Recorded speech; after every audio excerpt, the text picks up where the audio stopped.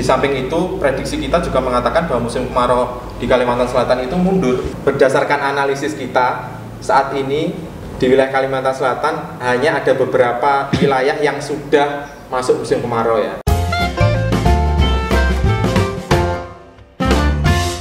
Halo Sobat Klimat, kembali lagi dengan Iklim Banua. Saya Binsar dari Stasiun Klimatologi Banjarbaru. Pada kali ini, kita dari Iklim Banua mengadakan sesi baru, yaitu ngopi, ngobrol penting tentang iklim. Pada sesi ini, saya tidak sendiri, saya ditemani oleh senior saya, forecaster di Stasiun Klimatologi Banjarbaru, yakni Mas Yosef. Gimana kabarnya Mas? Baik, sehat ya. Ya, semoga kita selalu dalam kesehatan Mas ya. Ya, amin. Ya, begini Mas, banyak yang bertanya Mas, dan saya juga melihat di beberapa media sosial, bagaimana sih Mas kondisi iklim di wilayah Kalimantan Selatan? Ya, jadi gini, saat ini kan kita berada di bulan Agustus ya. Iya. Bulan Agustus itu di wilayah Kalimantan Selatan identik dengan musim kemarau. Jadi musim kemarau di wilayah Kalimantan Selatan itu normalnya atau biasanya terjadi pada bulan Juni hingga Oktober. Jadi kalau sekarang kita memasuki bulan Agustus, berarti saat ini di wilayah Kalimantan Selatan sedang mengalami musim kemarau. Itu sesuai dengan prediksi kita, BMKG Kalimantan Selatan melalui Stasiun Klimatologi Banjarbaru itu memprediksi musim kemarau terjadi pada bulan Juli awal hingga nanti Oktober. Jadi saat ini kalau orang bertanya atau masyarakat bertanya gimana kondisi iklimnya, ya saat ini sedang terjadi musim kemarau di Kalimantan Selatan, seperti itu penjelasannya. Oh, jadi sudah terjadi nih Mas musim kemarau? Iya, sudah terjadi. Saat ini sedang terjadi. Oh, sedang terjadi ya, Mas sedang. ya? Oh ya. Kalau sudah kan sudah lewat. Tapi saya beberapa waktu yang lalu melihat nih Mas di sosial media ya, khususnya Instagram, ada terjadi banjir tuh Mas di wilayah Kabupaten Tanah Laut.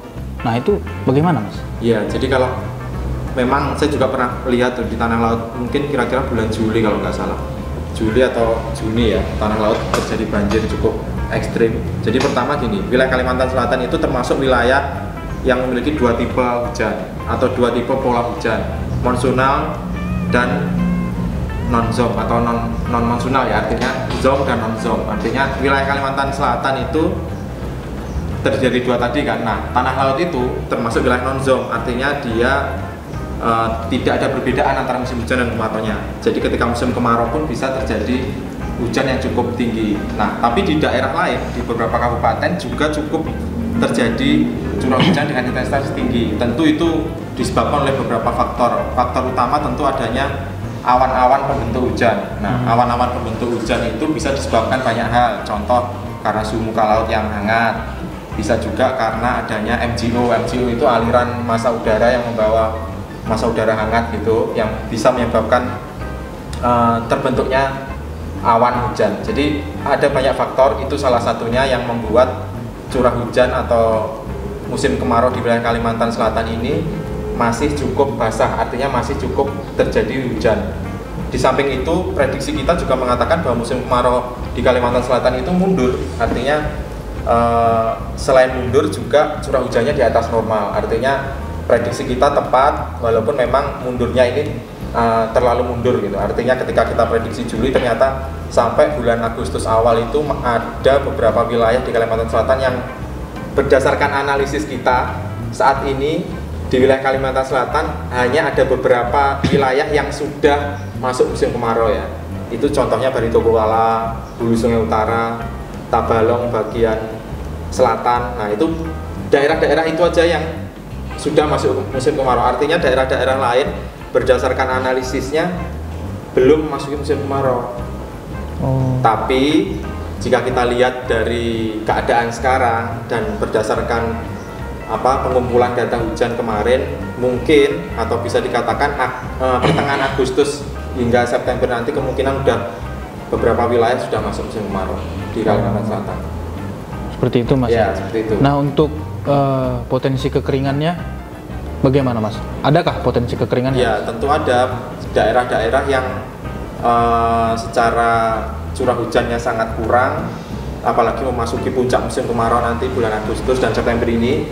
Tentu daerah-daerah yang biasa terjadi kekeringan, misalnya di daerah-daerah yang pedalaman itu tentu ada potensi kekeringan, dan BMKG melalui Staklim Banjarbaru juga membuat peta rawan kekeringan melalui SPI ya, itu ada. Itu bisa dilihat daerah-daerah mana yang mempunyai potensi cukup rawan terjadi kekeringan nanti.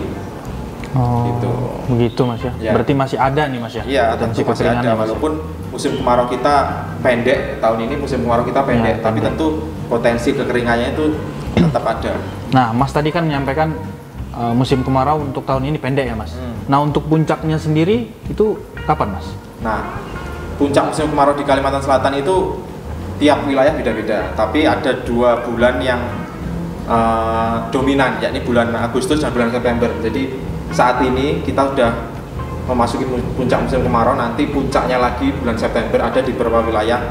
Cuman yang mananya saya nggak hafal, jadi ada di catatan. Itu intinya bulan Agustus dan September kita masuk puncak musim kemarau. Gitu sih. Seperti itu Mas ya. Ya. Iya ya. Silakan diminum dulu kopinya Mas. Oke. Nanti udah hangat lagi Mas.